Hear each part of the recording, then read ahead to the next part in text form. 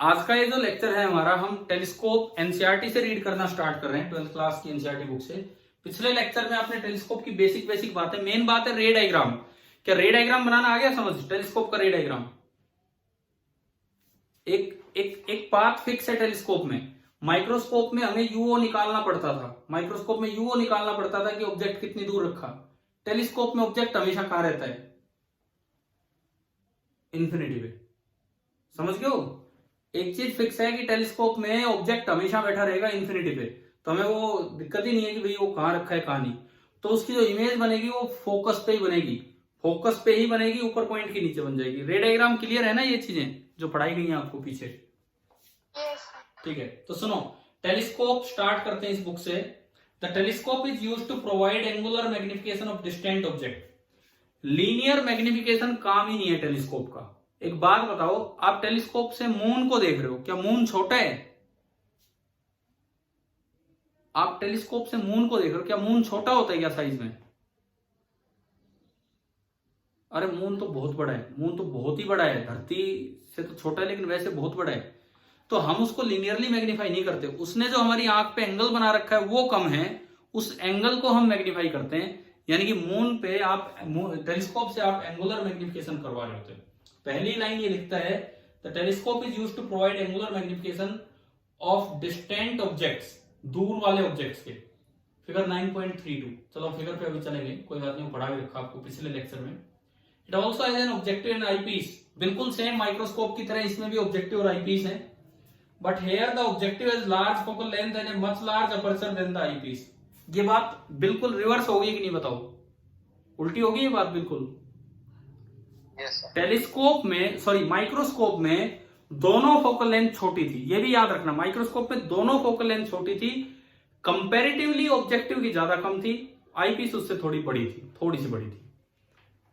अब अगर मैं टेलीस्कोप की बात करूं, टेलीस्कोप में जो फ्रंट वाला लेंस होता है, जो ऑब्जेक्ट की तरफ लेंस होता है, वो साइज में भी बड़ा होगा और उसकी फोकल लेंथ काफी बड़ी होगी आईपीस से। मतलब 1 मीटर में तो 1 सेंटीमीटर में, इतना डिफरेंस आ जाएगा। यूं नहीं कि वो 5 सेंटीमीटर है, 1 मीटर में हो तो 1 सेंटीमीटर में, इस तरह का डिफरेंस आ जाएगा टेलीस्कोप में। तो ये बात ध्यान रखना, ऑब्जेक्टिव की फोकल लेंथ और साइज दोनों बड़े होते हैं टेलीस्कोप में। अच्छा, उसके बाद ये लिखता है, light from a distant object enters the objective and a real image is formed in the tube at its second focal point। ये बात तो फिक्स है, टेलीस्कोप में ऑब्जेक्टिव का काम फिक्स है। टेलीस्कोप में ऑब्जेक्टिव का काम फिक्स है कि इसके लिए ऑब्जेक्ट बहुत दूर होगा। बहुत दूर मतलब आप इंफिनिटी पे मान सकते हो, बहुत दूर मतलब आप इंफिनिटी पे मान सकते हो। ये ऑब्जेक्ट है, तो जब इंफिनिटी पे ऑब्जेक्ट होता है तो फिक्स है कि इमेज बनेगी फोकस पे, इसके सेकंड फोकस पे। अब कैसे रे बनाते हैं पिछले लेक्चर में सिखाया गया होगा। एक रे आप डायरेक्ट लाओ और उसको मिलने दो, जहां भी वो मिले वही। अगर मैं इसको ए बी बोलूं तो ये बी डैश। क्या रे डायग्राम बता दिया पिछले लेक्चर में जो आपको दिया था करने के लिए, है ना? दूसरी रे अब ऐसे ही लाओ, ये इतनी दूर से आ रही है कि यहां पे आते पैरेलल, फोकस से मत निकाल देना। फोकस से तो वो रे निकलती है जो पैरेलल टू प्रिंसिपल एक्सिस हो। इसको इतना वेंड कर दो कि ये यहां जाके मिल जाए, इसको इतना वेंड कर दो कि ये यहां जाके मिल जाए, तो ये आपका है बी डैश। और ये ए, तो ये जो पॉइंट मिलेगा ये आपका ए डैश। तो ये आपकी फिक्स इमेज है कि यहां। और एनसीईआरटी में एक क्वेश्चन है एक्सरसाइजेज में शुरुआत में, जिसमें इसका साइज पूछा है। तो इसका अगर साइज बताना हो तो आपको ना ये डिस्टेंस दी होगी, जैसे ये मून है, ये अर्थ पे है, so this is the radius of lunar orbit. कुछ भी हो, ये डिस्टेंस मुझे दे रखी है डी। ये डिस्टेंस है तो इंफिनिटी, लेकिन डी दे रखी है कई किलोमीटर। और मुझसे पूछे मून का रेडियस, मून का डायमीटर दे रखा हो, साइज सपोज ये एच है। अब पूछ ले कि जो टेलीस्कोप ने इमेज बनाई, ऑब्जेक्टिव ने जो इमेज बनाई, उसका साइज बताओ। तो देखो, ये एंगल अल्फा से रिप्रेजेंट किया होगा हमने मैग्नीफाइंग पावर में, अल्फा बोला होगा ना इस एंगल को, फ्रंट एंगल को, है ना? तो ये अल्फा, तो ये भी अल्फा। तो इधर से देखोगे तो टेन अल्फा होगा एच बाई डी, और उधर से देखेंगे तो टेन अल्फा होगा h dash upon f o. तो टेलीस्कोप में एक तो ये इस टाइप के न्यूमेरिकल्स आ जाते हैं कि size of first image, intermediate image, और ये बहुत छोटी है, इससे बहुत ज्यादा छोटी है, बिकॉज एफ ओ तो मीटर्स में होता है और ये डी किलोमीटर्स में होता है। तो ये 1 से बहुत छोटा है, तो एच डैश ये जो एच डैश बनेगा, this H dash is very very much smaller than H. और इसके बाद तो अगला काम वो था जो सिंपल माइक्रोस्कोप का था। कौन से दो काम? अगर आप डी दूरी पे रखते हो, सॉरी एफ ई दूरी पे रखते हो, तो फाइनल इमेज कहां बन जाएगी जाके? अगर आप इसको अगले से एफ ई पे रखते हो तो फाइनल इमेज कहां बनेगी जाके?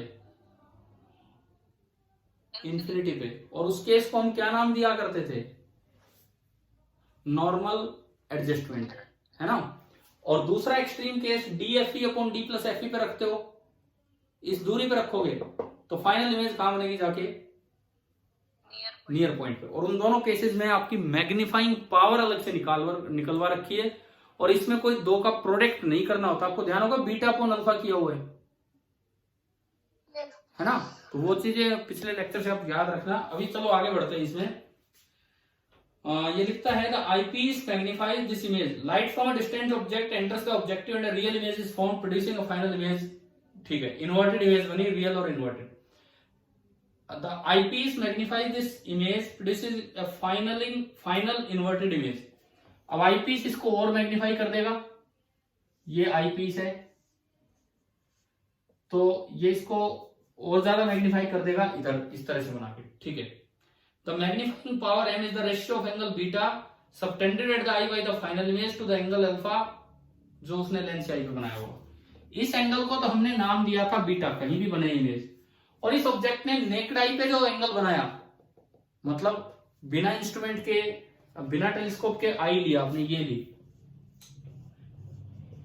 क्या पिछले लेक्चर में ऐसा कुछ दिखाया गया है कि ये एंगल अगर अल्फा है तो ये भी अल्फा ही होगा? क्या कहीं दिखाया गया पिछले लेक्चर में ऐसा कुछ? क्यों? क्योंकि ये d बहुत बहुत ज्यादा है as compare to the length of the tube. तो चाहे यहां देखो चाहे थोड़ा सा आगे चले जाओ तो इसमें फर्क पड़ेगा नहीं। तो नेकेड आई पे जो इसने एंगल बनाया वो तो अल्फा है। जब आप माइक्रोस्कोप में मैग्नीफाइंग पावर लिखा करते थे तो उसे थीटा नोट से कंपेयर करते थे। थीटा नोट में क्या होता था, ऑब्जेक्ट हमेशा उठा के थोड़ा दूर रखो, थोड़ा दूर, वैसे तो आप पास रख रहे हो लेकिन उसे नियर पॉइंट पे रखो। यहाँ ऐसा कोई चक्कर ही नहीं है, यहाँ तो इन्फिनिटी पे है ऑब्जेक्ट, जहां है वही। तो इन अल्फा और बीटा, बीटा बाई अल्फा ही आपका होता है मैग्नीफाइंग पावर। और इसके बाद इन्होंने ये फॉर्मूला निकाला है, और ये फॉर्मूला आया m is equal to f o upon f e. बताओ ये कब था? ये नॉर्मल एडजस्टमेंट में था या मैक्सिमम मैग्निफिकेशन में था? नॉर्मल एडजस्टमेंट में। और इस केस में जो टेलीस्कोप की ट्यूब लेंथ है, माइक्रोस्कोप में तो ट्यूब लेंथ थोड़ा अलग बोलता था, टेलीस्कोप में ट्यूब लेंथ दोनों के बीच की दूरी कोई बोल रहा है, तो इसी को ये ट्यूब लेंथ बोल रहा है। और ये हो गया f o plus f e. वैसे हम लोगों ने पिछले लेक्चर में शायद दोनों केसेस में मैग्नीफाइंग पावर और ट्यूब लेंथ दोनों चीजें पढ़ ली हैं कि नहीं, है ना? पढ़ी है ना आपने उसमें? ठीक है, इन्होंने एक केस दिया है, इन्होंने बुक में एक केस दिया है, मैं आपको दोनों पिछले में करवा चुका हूं। ठीक है, आगे देखो। Terrestrial telescope have in addition a pair of inverting lenses to make the final image erect. अगर फाइनल इमेज इरेक्ट करनी हो तो बीच में एक और लेंस लगाया था हमने। यहां जहां पहली इमेज बनी है उससे 2f डिस्टेंस दूर f फोकल लेंथ का एक कॉन्वेक्स लेंस लगा दो, उससे 2f डिस्टेंस दूर इरेक्ट इमेज बन जाएगी। और आगे फिर वही या तो fe या dfe upon d plus fe। ये भी हो गया होगा, है ना? तो ये लिखता है यहाँ पे। बताओ अगर उसमें दिक्कत हो तो मैं बना के दिखाऊं या क्लियर है वो चीज? क्लियर है, ठीक है। तो इसमें लिखता है टेरेस्ट्रियल टेलीस्कोप में क्या होगा, एडिशन में कुछ इन्वर्टिंग लेंसेज होते हैं। पेयर ये लिखता है, पेयर कई बार ना वो एक्रोमेटिक डबलेट होता है, वो दो लगा देते हैं ताकि एक्रोमेटिज्म ना हो, तो बीच में वो लेंस लगाया जाता है ताकि ठीक हो जाए। ठीक है, और मैग्नीफाइंग पावर के फॉर्मूला में ये फर्क आएगा कि अगर एस्ट्रोनॉमिकल टेलीस्कोप है तो minus f o by f e, और टेरेस्ट्रियल टेलीस्कोप है तो प्लस हो जाएगा। लेकिन इनमें माइनस माइनस का कोई चक्कर ही नहीं होता, आप पॉजिटिव वैल्यू दिया तो भी सही है। अच्छा जी, इसके बाद देखो, मेरे पास पुरानी किताब है, अगर कोई नई लाइन ऐड हुई हो किताब में तो बताना, क्योंकि मैं रीड कर रहा हूं यहां से। जिसके पास में नई बुक है, कोई नई लाइन ऐड हुई हो तो बता देना, कुछ चेंज हो तो। टेरेस्ट्रियल टेलीस्कोप वाली लाइन हमने पढ़ी। इसके बाद लिखता है रिफ्रैक्टिंग टेलीस्कोप। भाई ये जो सारे हैं एस्ट्रोनॉमिकल और टेरेस्ट्रियल जो हमने पढ़े, ये सब रिफ्रैक्टिंग कैटेगरी में आते हैं। Refracting telescopes can be used both for terrestrial and astronomical observation. हमने अभी तक जो दो पढ़े, एक पहला एस्ट्रोनॉमिकल और दूसरा टेरेस्ट्रियल, दोनों ही रिफ्रैक्टिंग है, दोनों में लेंसेज का यूज किया गया है। अच्छा जी, आगे देखिए। इसके बाद फॉर एग्जाम्पल अब देखो ये जो एक एग्जांपल है यहाँ पे, ये जो एग्जांपल है डायरेक्ट क्वेश्चन बन के आ सकता है। Consider a telescope whose objective has a focal length of 100 centimetre. Objective की आपको फोकल लेंथ दी है, ऑब्जेक्टिव की फोकल लेंथ दी है 100 सेंटीमीटर, ठीक है। आगे लिखता है and eyepiece of focal length 1 centimetre. कितनी कम होगी आप देखो, काफी फर्क है, एक मीटर है और एक centimetre. The magnifying power of the telescope is FO by f ई लगा दिया इन्होंने नॉर्मल एडजस्टमेंट वाला केस में, एफओ अपॉन एफ ई, तो मैग्नीफाइंग पावर 100 आ गया आपका, ठीक है। एंगुलर मैग्निफिकेशन ये 100 करवाएगा। अब इसका मतलब इन्होंने समझाया, सुनो, let us consider a pair of stars of actual separation 1 minute of an hour. क्या मतलब इसका, देखिए एक बिना टेलीस्कोप के आप जब देख रहे थे, बिना टेलीस्कोप के आप जब देख रहे थे तो दो स्टार्स थे और थोड़ा पास ही दिख रहे हैं आपको, तो बहुत पास दिख रहे हैं आपकी आंख पे। उनका जो एंगुलर सेपरेशन था that was 1 arc minute. 1 arc minute याद है, 1/60 डिग्री है ना, याद है ना 1 आर्क मिनट का क्या मतलब होता है? बोलो भाई, ये एंगल याद है ना, डिग्री के टर्म्स में कैसे लिखते हैं 1 आर्क मिनट को? अरे ध्यान है कि नहीं है बताओ एक मिनट, 1 आर्क मिनट क्या होता है, 1 आर्क सेकंड क्या होता है? या हमने कभी यूज ही नहीं किए ये? जवाब दो इतनी देर में तो। हाँ बोलो। ऐसी 1 आर्क सेकंड होता है, दैट इज 1/60 1 आर्क मिनट और 1/3600 डिग्री, इस तरह से होता है, डिग्री के पार्ट्स हैं। तो सुनो अब इसमें क्या कहता है, आपने इस टेलीस्कोप की मदद से इन स्टार्स को देखा तो उनके बीच का एंगुलर सेपरेशन कितना होगा। सवाल सीधा आ जाए, यहां तो थ्योरी में दिया है, क्वेश्चन आ जाए कि एक टेलीस्कोप है, उसकी उसकी ऑब्जेक्टिव की फोकल लेंथ है 1 मीटर, उसकी आईपीस की फोकल लेंथ है 1 सेंटीमीटर, और दो स्टार्स को आप देख रहे हो उस टेलीस्कोप से जिनके बीच का एक्चुअल एंगुलर सेपरेशन था 1 मिनट। तो बताओ टेलीस्कोप की मदद से उन दोनों स्टार्स के बीच का एंगुलर सेपरेशन कितना दिखेगा? तो इस एंगुलर सेपरेशन को बढ़ाने का काम ही मैग्नीफाइंग पावर करती है। आपने मैग्नीफाइंग पावर निकाली नॉर्मल एडजस्टमेंट में FO by f E, 100 centimetre upon 1 centimetre, centimetre से सेंटीमीटर गया और ये आ गया 100, ये आपका आया 100 आ गया। अब देखो अगर ये 100 आया, इसका मतलब है कि वो जो एंगल है ना, ये जो एक्चुअल एंगल अभी बन रहा है ये 100 टाइम्स बढ़ के दिखेगा। Beta by alpha is 100। अभी इनने आंख पे एंगल 1 डिग्री बनाया, that is alpha 1 minute, that is 100 into 1 minute. ये आपको फिलहाल विद द टेलीस्कोप आपको ये सेपरेशन दिखेगा, यानी कि 100 इंटू 1/60 डिग्री, 0 से 0 गया, 10/6 डिग्री, कितना आ गया 140, 6 से 36, 6 से 36 ये चलता रहेगा, 1.66 डिग्री। मतलब जो अभी तक केवल 1/60 डिग्री था वो 1.66 डिग्री आएगा। अब आप ये बताओ, ये न्यूमेरिकल आपको समझ में आया क्या बनाए इस थ्योरी से?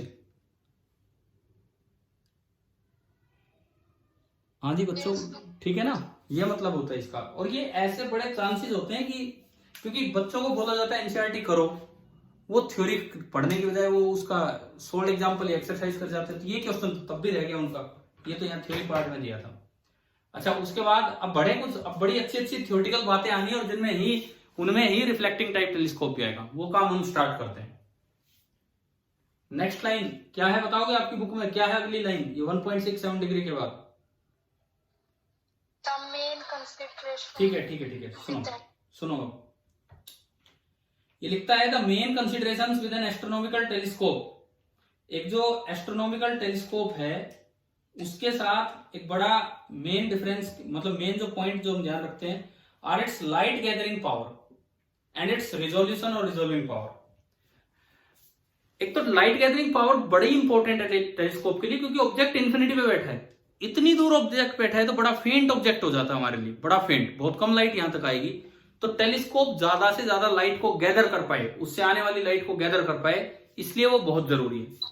ठीक है। और दूसरी बात रिजोल्यूशन और रिजोल्विंग पावर। रिजोल्यूशन मैंने कहा कि डिटेल में ये चीज आगे आनी है वेव ऑप्टिक्स में, जो जल्द ही हमारा स्टार्ट होगा। लेकिन छोटी चीज को मैग्नीफाई किया जाता है, बड़ी चीज को रिजोल्व किया जाता है। आप ये बात याद रखो, बड़ी चीज को मैग्नीफाई करने की जरूरत नहीं होती है, बड़ी चीज को मेनली रिजोल्व करना होता है कि भाई वो हमें दिख नहीं रहे थे, बड़े बड़े थे लेकिन पास पास थे, इसके दिख नहीं रहे थे तो रिजोल्व कर दिया, जैसे ये अभी हुआ है। तो आपसे कभी सवाल पूछ लिया जाए, एक माइक्रोस्कोप है और एक टेलीस्कोप है, मेजर काम एक का मैग्निफिकेशन है और एक का रिजोल्यूशन है, बताओ किसका क्या है? माइक्रोस्कोप का मैग्निफिकेशन। हाँ, और टेलीस्कोप का रिजोल्यूशन। ये याद रखना, ये बात बड़ी इंपॉर्टेंट है। एक बार आपके बोर्ड एग्जाम में क्वेश्चन आया, एक्सप्लेन द स्टेटमेंट, कुछ साल पहले की तो बात है, explain the statement, a microscope magnifies but a telescope resolves. अब ये आपकी वेव ऑप्टिक्स की लाइन है, टेक्स्ट बुक की लाइन है, एनसीईआरटी बुक की, हम जब चलेंगे वहां तब दिखाएंगे। मैं अभी भी आपको दिखा देता, बट आपके और हमारे पेज नंबर मिसमैच हो रहे हैं तो छोड़ो उसको। ये लाइन है तो वो वेव ऑप्टिक्स में जाके लाइन एक्सप्लेन होती है। लेकिन आप अभी पे याद रखना, माइक्रोस्कोप का मेजर काम है मैग्निफिकेशन, रिजोल्यूशन भी करता है। क्या पिछली बार एक सवाल नहीं लिया था वो रिजोल्यूशन वाला, उस दिन जो 3 क्वेश्चन होमवर्क में दिए थे जिसमें से पहला था 8वां सवाल करवाया था ना, बताओ याद आ गया होगा थोड़ा बहुत? क्वेश्चन से याद ना आए, एक ये पॉइंट आया था वहां पे। तो लेकिन जो मेजर काम है माइक्रोस्कोप का मैग्निफिकेशन है और टेलीस्कोप का रिजोल्यूशन। अच्छा ठीक है, ये बात याद रखना। आगे बढ़ते हैं। तो ये यहां लिखा था, main consideration with an astronomical telescope are its light gathering power. अब एक चीज आप याद रखना कि जो लाइट गैदरिंग पावर होती, जो इसका अपर्चर होता है, सुनो मैं फोकल लेंथ की बात नहीं कर रहा, जो ऑब्जेक्टिव है, जो ऑब्जेक्टिव है मान लो उसका अपर्चर का डायमीटर है d, जो ऑब्जेक्टिव है उसका सपोज कीजिए अपर्चर का डायमीटर d है, तो जो लाइट गैदरिंग पावर होती है दैट इज LGP से हम डिनोट कर ले उसे, that is directly proportional to d²। आपसे पूछा जाए कि टेलीस्कोप के ऑब्जेक्टिव का अपर्चर बड़ा क्यों लिया जाता है, इसका आंसर दो। एक आंसर तो ये है, और भी रीजन आएंगे आगे, वेव ऑप्टिक्स में चल के आएंगे। यहां से क्या आंसर बन रहा है कि माइक्रोस्कोप का तो ऑब्जेक्टिव छोटा होता है जबकि टेलीस्कोप का ऑब्जेक्टिव बड़ा होता है। क्या रीजन है इसका? ऑब्जेक्टिव का डायमीटर ऑफ अपर्चर जितना बड़ा होगा, लाइट गैदरिंग पावर उतनी ही ज्यादा होगी। बताओ समझ आ गया ये? Yes sir. तो ताकि ज्यादा से ज्यादा लाइट गैदर करे, क्योंकि ऑब्जेक्ट बहुत दूर है तो इतनी लाइट आ भी नहीं पा रही होगी इस वजह से। ठीक है, तो फॉर्मर अच्छा ठीक है, इसमें लिखता है मेन कंसिडरेशन 2 होती है, एक लाइट गैदरिंग पावर और एक रिजोल्विंग पावर। रिजोल्विंग पावर के फॉर्मूले तो हम इस चैप्टर में ले नहीं रहे हैं, वेव ऑप्टिक्स में लेंगे। तो आगे लिखता है द फॉर्मर, मतलब पहली वाली बात, light gathering power clearly depends on the area of objective. जो लाइट गैदरिंग पावर है वो तो एरिया ऑफ ऑब्जेक्टिव पे डिपेंड कर रही है ना। एरिया पे कैसे कर रही है भाई? पाई आर स्क्वायर होता है एरिया, पाई आर स्क्वायर होता है, आर को मैं लिख सकता हूं d/2, तो पाई d²/4, यानी कि light gathering power is directly proportional to d²। The former clearly depends on the area of the objective. With large diameters fainter objects can be observe. अगर आप बड़े डायमीटर से देखोगे तो आप फेंट ऑब्जेक्ट को भी देख पाओगे, क्योंकि इतना बड़ा डायमीटर होता है तो ज्यादा से ज्यादा लाइट उसकी आप कलेक्ट कर पा रहे होंगे, तो हो सकता है कि वो फेंट ऑब्जेक्ट भी ढंग से नजर आ जाए। दूसरी बात, द रिजोल्विंग पावर, जो रिजोल्विंग पावर होती है, और the ability to observe 2 objects distinctly which are in very nearly the same direction also depend on the diameter of the objective. दूसरी बात ये लिखता है कि जो रिजोल्विंग पावर होती है, जो दो पास की चीजें हैं उनको ढंग से देख पाना, ये भी डायमीटर ऑफ ऑब्जेक्टिव पे डिपेंड करती है। ये हम आगे चल के पढ़ेंगे, वहां पे सीख रहे होंगे कि जो रिजोल्विंग पावर है वो डायमीटर पे कैसे डिपेंड करती है। वहां एक टर्म आएगी लिमिट ऑफ रिजोल्यूशन। क्या ये वर्ड मैंने पहले यूज किया है उस दिन सवाल में? हाँ, वो मिनिमम डिस्टेंस। तो जो लिमिट ऑफ रिजोल्यूशन है, ये हम जब वेव ऑप्टिक्स में चलेंगे तो वहां जाके आप देख पा रहे होंगे कि ये कई चीजों पे डिपेंड करेगी, आने वाली लाइट की वेवलेंथ पे भी, उसके इसके फोकल लेंथ पे भी। 1.22 ये क्या है, ये एक स्पेशल पॉइंट है 1.22। ये एक फैक्टर है जो हम प्रूफ में नहीं लेके आएंगे, हम बोलेंगे कि एक साइंटिस्ट था उसने बताया ऐसा होता है, हम तो बिना इसके प्रूफ कर देंगे, ठीक है। ये वहीं हम डिटेल में लेंगे कि क्यों ये आता है। आने वाली लाइट के वेवलेंथ पे, फोकल लेंथ पे, अपॉन साइज पे। इसका साइज उस चैप्टर में हम 2a से रिप्रेजेंट करेंगे, यहां d से रिप्रेजेंट कर रहे हैं, d 1.22 lambda F upon D. तो आप यूं देखो, जितना d बड़ा होगा लिमिट ऑफ रिजोल्यूशन क्या होगा, बड़ा होगा कि छोटा होगा, बताओ। इस फॉर्मूले से क्या पता लग रहा है, ये साइज जितना बड़ा होगा लिमिट ऑफ रेजोल्यूशन बड़ा है कि छोटा है टेलीस्कोप का। अरे इस फॉर्मूले से देख के बोलो ना, डी जितना बड़ा होगा ये लिमिट ऑफ रेजोल्यूशन बड़ा है कि छोटा है, छोटा। और लिमिट ऑफ रेजोल्यूशन जितना छोटा है, मतलब आप बहुत पास पास की चीजों को भी अलग अलग देख पा रहे हैं, तो रिजोल्विंग पावर बढ़ेगी कि कम होगी, बताओ। रिजोल्विंग पावर बढ़ी कि कम हुई, बढ़ गई। इसका मतलब इसके दो फायदे हैं, इसका ऑब्जेक्टिव का साइज बड़ा लेने के दो फायदे हैं, लाइट गैदरिंग पावर बढ़ गई है और रिजोल्विंग पावर इंप्रूव होगी। अब इसके फॉर्मूले की डिटेल तो वहां पढ़ ही लेंगे हम, यहां तो मैंने वैसे बताया इसको सपोर्ट करने के लिए पॉइंट। आप बताओ, इस सवाल का जवाब आपको मिल गया कि क्यों ऑब्जेक्टिव की फोकल लेंथ बड़ी ली जाती है, ठीक है। अब मैं आपको होमवर्क के लिए एक क्वेश्चन देता हूं, आपको ना ये बताना है मुझे कि इन्हीं चीजों से रिलेट करके, रिजोल्विंग पावर पे नहीं, ये लाइट गैदरिंग पावर से रिलेट करके एक टर्म डिफाइन होती है टेलीस्कोप में, ब्राइटनेस रेशियो। इसका क्या मतलब होता है?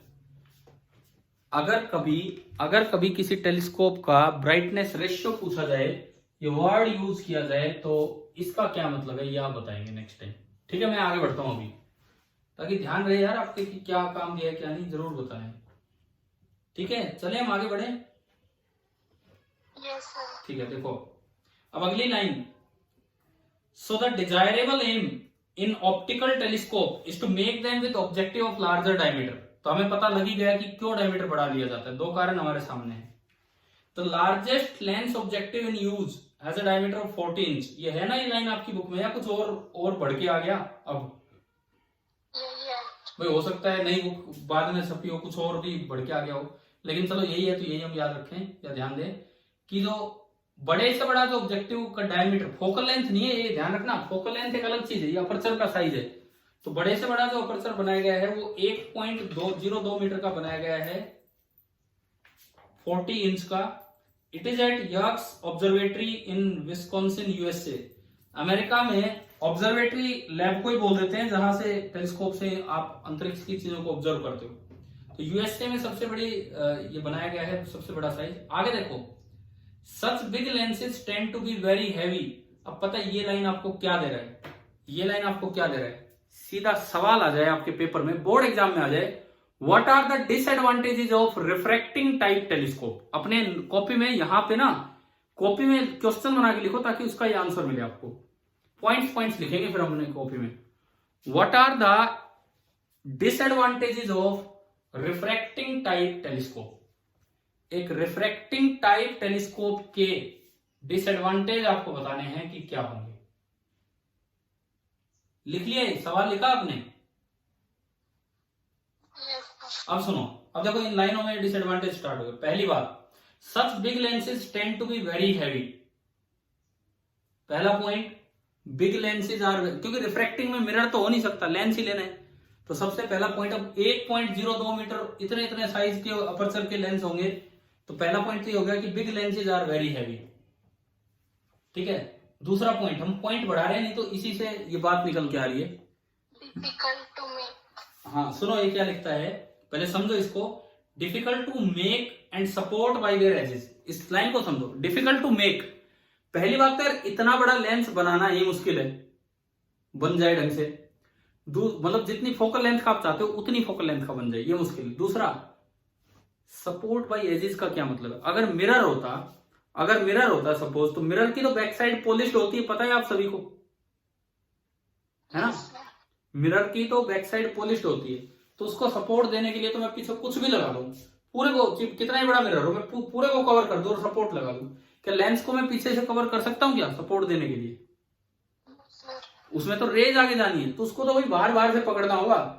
जैसे एक तो आप किसी चीज को यूं पकड़ के बैठो और एक यूं पकड़ रखो, क्या यूं आसान होता है? यूं तो आसान नहीं होता है, तो ऐसे ऐसे उसको लगाना पड़ेगा। तो खाली एजिज से सपोर्ट करना है, इसलिए थोड़ा सा मुश्किल हो जाता है इसको सपोर्ट देना। आगे बात समझ में, पॉइंट क्या है? अगला पॉइंट सुनो, further it is rather difficult and expensive to make such large size lens which form image that are free from any kind of chromatic aberration and distortion। तो पता है, मैं कह रहा हूं आप इसमें से ना 5 पॉइंट बना सकते हो इन 2 लाइनों में से, ये जो ऊपर और नीचे अभी आई हैं, 5 आपके पॉइंट्स डिसएडवांटेज के रूप में मिल जाएंगे। एक बार बताओगे? लाइन तो आगे होगी समझ में, लाइन आगे समझ में क्या है? इतने बड़े लेंस डिस्टोर्शन एब्रेशन फ्री बनाना बड़ा मुश्किल होता है और एक्सपेंसिव भी। तो देखो 5 पॉइंट हम ढूंढने की कोशिश करें। पहला point, big lenses are very heavy. दूसरा point, they are difficult to make. तीसरा point, they can only be support by their edges which is very much difficult. चौथा पॉइंट, दे आर एक्सपेंसिव। पांचवा point, they are not free from chromatic aberrations and distortions. मतलब आप, क्या होता है कि board exam में पॉइंट्स जितने ज्यादा होंगे, नंबर मिलने के चांस भी उतने होते हैं। अगर अच्छे पॉइंट है तो, सही लॉजिकल पॉइंट है, तो क्या आप 5 पॉइंट लिख पाओगे यहां से? 5 या 4 जितने भी आपसे बने। ठीक है, हो गया ये तो। आगे बढ़ो।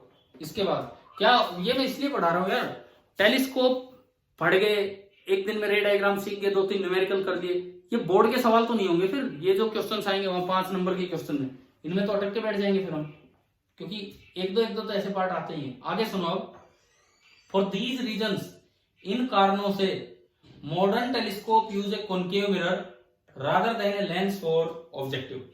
इसीलिए इतनी दिक्कतें होने की वजह से आजकल जो टेलीस्कोप बनाए जाते हैं उनमें मिरर यूज किया जाता है ऑब्जेक्टिव में। अब ये आपने सवाल लिखा, what are the disadvantages of reflecting type telescope. ये ऐसे भी आ सकता था कि हम रिफ्लेक्टिंग टाइप टेलीस्कोप क्यों यूज करते हैं। तो हम रिफ्लेक्टिंग टाइप टेलीस्कोप क्यों यूज करते हैं, उसमें भी आपको क्या लिखना है? डिसएडवांटेज ही लिख के आने हैं। समझ गए हो ना? ठीक है, तो अब देखो, अब यहां से स्टार्ट हो गया रिफ्लेक्टिंग टेलीस्कोप।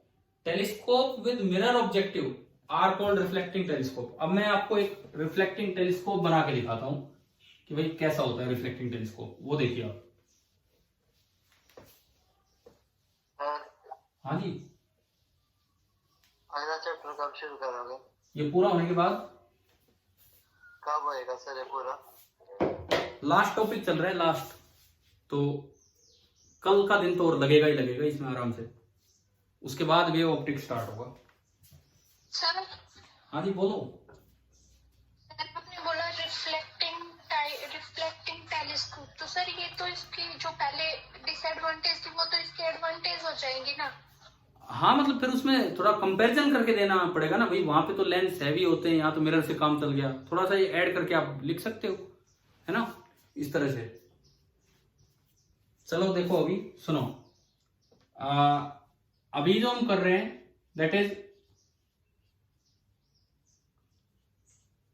रिफ्लेक्टिंग टाइप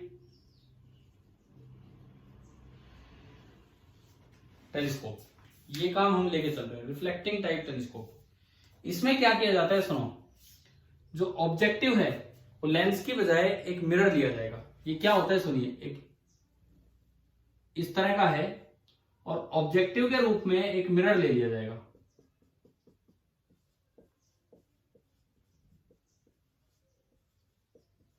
अब इन्फिनिटी से रेज आ रही है, इसको थोड़ा टेढ़ा कर लो कैसे भी, इन्फिनिटी से रेज आ रही है तो रेज आते आते पैरेलल हो जाएंगी, ये रिफ्लेक्ट होके इसके फोकस पे जाएंगी। हमें बताओ यहां तक आ गया समझ? ये जो है ये रिफ्लेक्ट होके इसके फोकस पे जाएंगी। अब ये ऑब्जेक्ट का काम करेगा फॉर आईपीस, तो इसके अंदर यहां रखा होता है आईपीस। कितनी दूर, वो दूरी वही है, कितनी, या तो एफ ई या फिर D F E upon D plus f ई, समझ गए हो, उस तरह से, या उसके बीच का कोई। परंतु अब ऑब्जर्वर को यहां बैठना होता है तो इसमें ना बड़ी समस्याएं होती हैं। क्या दिक्कतें हैं सुनो, मैं इसमें बनाता हूं। ये यहां पे एक छोटा सा पिंजरा सा बना होता है,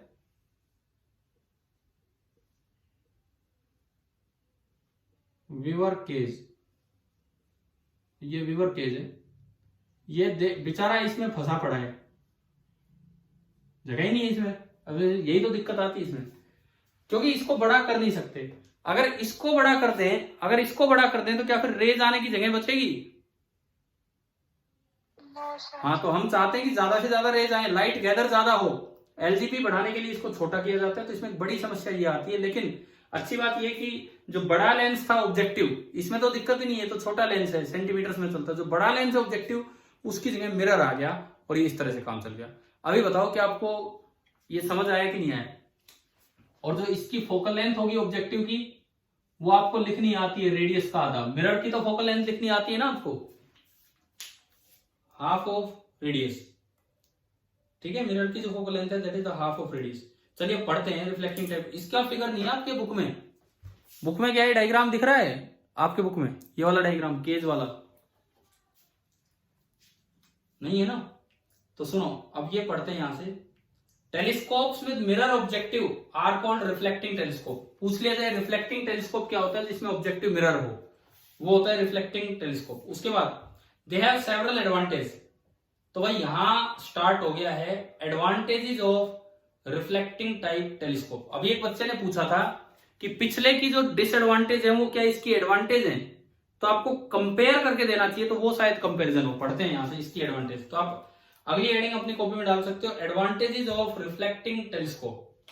पहला, first, there is no chromatic aberration in a mirror. ये बात याद रखो, क्रोमेटिक एब्रेशन, कलर का फैलाव, वो केवल और केवल लेंस में होता है, मिरर में नहीं होता। मिरर में स्फेरिकल एब्रेशन तो होता है, क्रोमेटिक एब्रेशन कभी नहीं होता। तो बिग लेंस जो आपने बनाया होता, 1-1 मीटर के लेंस, उसमें क्रोमेटिक एब्रेशन ज्यादा हो जाता है, और सनलाइट तो व्हाइट लाइट है, तो काफी दिक्कत होती। तो वो दिक्कत मिरर के आने से दूर होगी। बताओ, पहली एडवांटेज समझ आ गई है? बोलो, फर्स्ट पॉइंट क्लियर हुआ? ठीक है।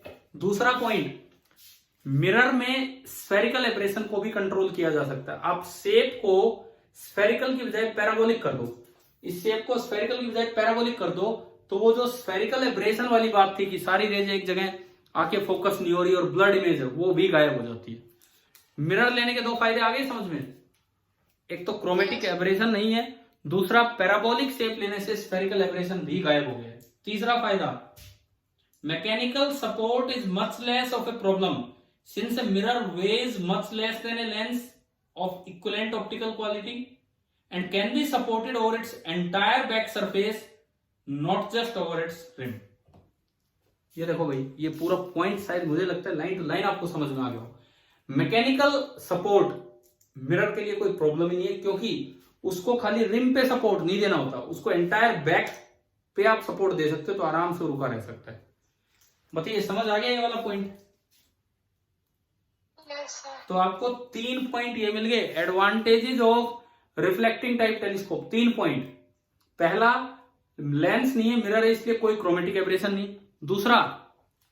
दूसरा, अगर मिरर को मैं पैराबोलिक शेप दे दूं तो स्फेरिकल एब्रेशन भी खत्म हो जाता है। और तीसरा, मैकेनिकल सपोर्ट कोई प्रॉब्लम नहीं है, क्योंकि मिरर को खाली रिम से नहीं, पूरे बैक पे आप सपोर्ट दे सकते हो। लो जी, ये एडवांटेज अलग मिल गई इसकी। चले आगे बढ़े। अब अगली लाइन में ये इसकी डिसएडवांटेज बोल रहा है। देखो, एक एक करके काम आगे बढ़ रहा है।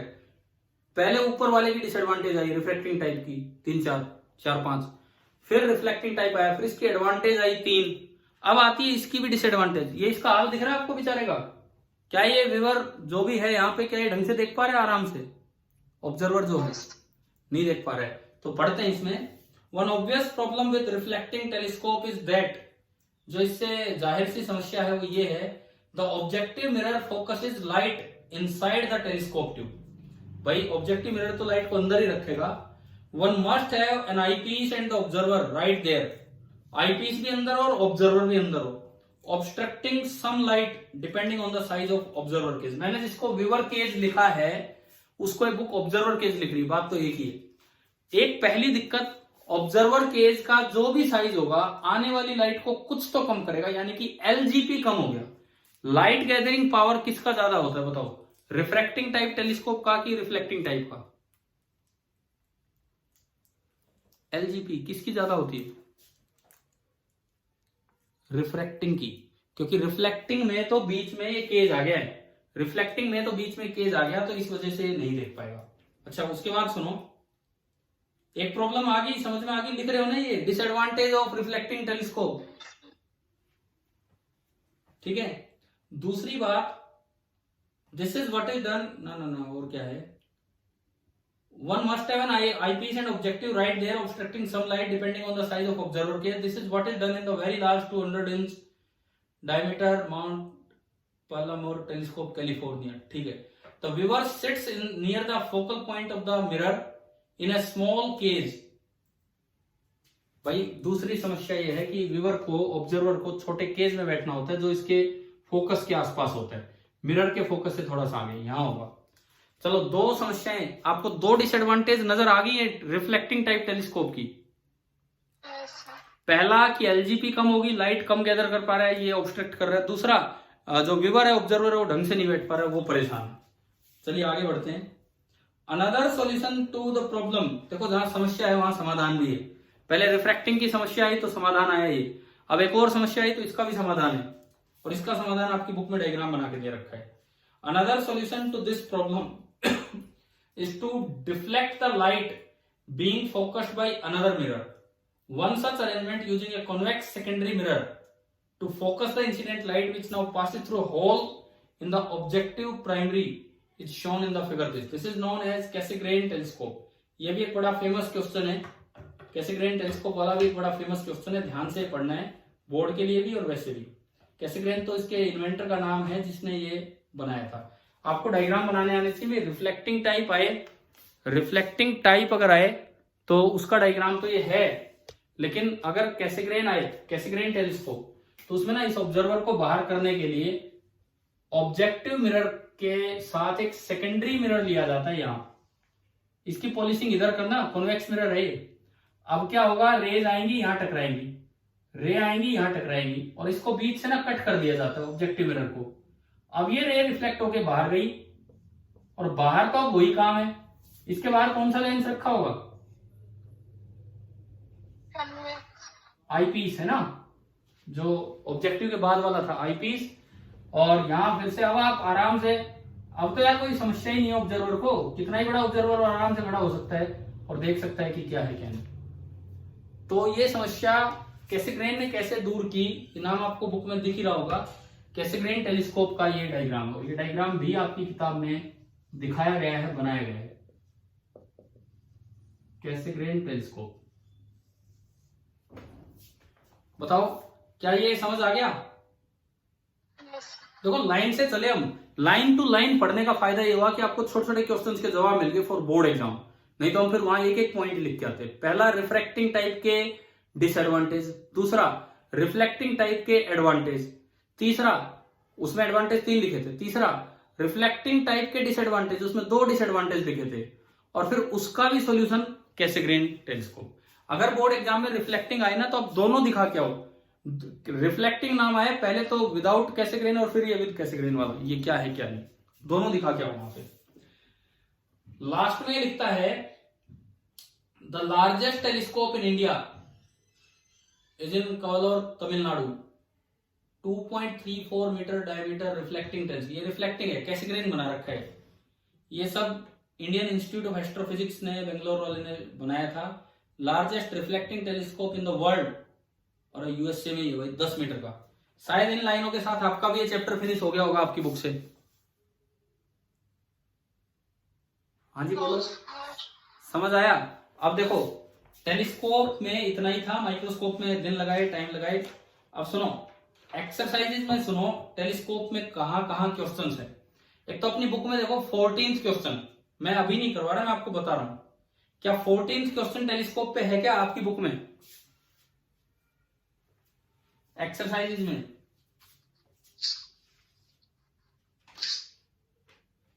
है क्या exercise number 14? Sir question number 14। 9.14 क्या टेलीस्कोप में है? वो टेलीस्कोप के ऊपर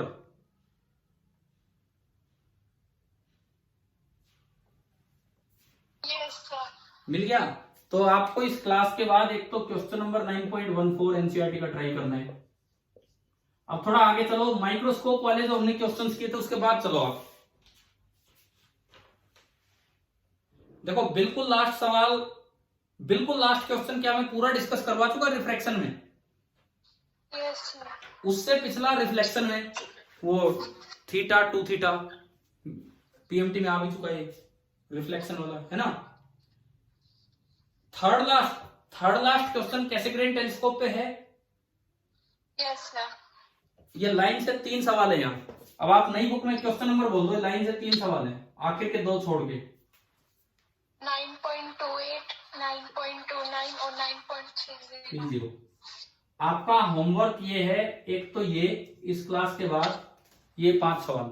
हमारी कल लास्ट क्लास हो रही होगी रे ऑप्टिक्स पे, लास्ट क्लास, और इंस्ट्रूमेंट वाले पार्ट पे हमने टाइम दिया, लास्ट क्लास है। लेकिन कल का काम सुनो, पहले तो ये 5 केवल डाउट्स, आप हो सके तो डाउट्स पहले भेज दें।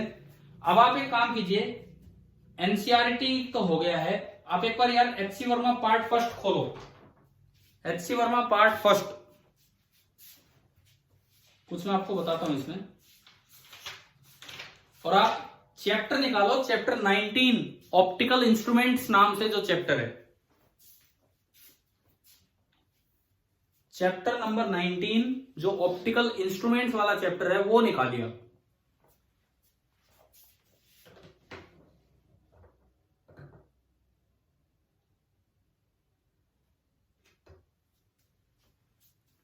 निकाल लिया चैप्टर? अरे बोलो।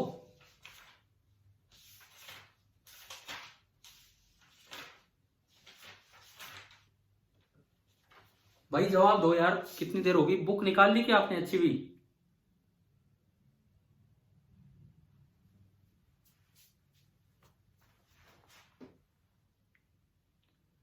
HC Verma chapter 19 part first में।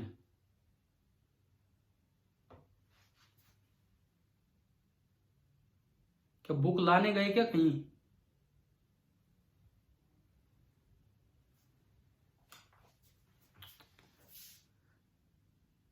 हाँ जी बच्चों बोलो।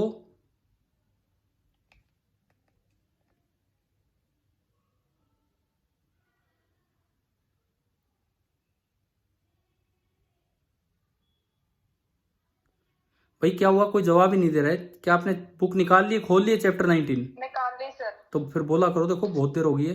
अब सुनो, इस चैप्टर में, ये बड़ा अच्छा चैप्टर है, बड़ा इंपॉर्टेंट चैप्टर आपके लिए। वर्कड आउट एग्जाम्पल है 10। मैंने इनमें से माइक्रोस्कोप रिलेटेड शायद कुछ क्वेश्चंस करवा भी दियो। जैसे आप 10वां क्वेश्चन देखो, क्या ये करवाया था कि नहीं कुछ दिन पहले, 10th question. Yes sir.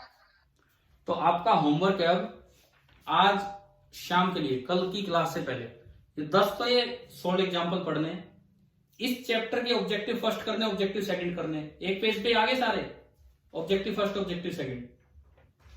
Yes. अब एक्सरसाइज में आओ, एक्सरसाइज में 24 क्वेश्चंस है।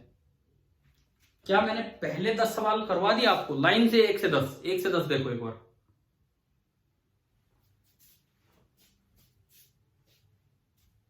हाँ जी नजर डालो एक बार, 1 से 10। क्या ये 10 सवाल कर दिए आपने? क्या हुआ, देख के ध्यान नहीं आ रहा? कब किए थे 10 सवाल? अभी जब माइक्रोस्कोप में जिन 2 लेक्चर्स में, एक दिन 1 से 7 और एक दिन 8 से 10, क्या उनमें दोनों काम हो चुके हैं कि नहीं आपके? यस। तो ये और कहीं से नहीं थे? क्या आपको पता था, वो पता था कि नहीं पता था वो एचसीवी के सवाल हैं, एचसी वर्मा के? हाँ तो मैंने बताया नहीं था, कोई बात नहीं, अब आपको पूरा बता दिया है कहां से है कहां नहीं। तो भाई हमारा ये सब कुछ होने के बाद ना, अब आपको ना चैप्टर नंबर ये 19 वो पीछे वाला चल रहा है, वो मैं करवाऊंगा डिस्कस, अभी कोई बात नहीं करवा देंगे। लेकिन सबसे पहला काम हमारा ये है, चैप्टर नंबर 19 आप बिल्कुल पूरा करके रखें कल के लिए। कर सकते हो या नहीं पहले बता दो, या बाद में कभी करना है डिस्कस? सर HC1 में भी। अच्छा मैं ये कह रहा हूं इसलिए कि आपका आकाश का टेस्ट है अभी 1-2 दिन बाद, सर 20 को है। 20 को है। तो मान लो आज आप उसकी तैयारी कर रहे हो, ये नहीं कर रहे हो, तो कल हम नया चैप्टर स्टार्ट करेंगे। और अगर एक दिन अभी इसमें लेना चाहते हो डिस्कशन में तो अभी देंगे, नहीं तो फिर बाद में। बताओ।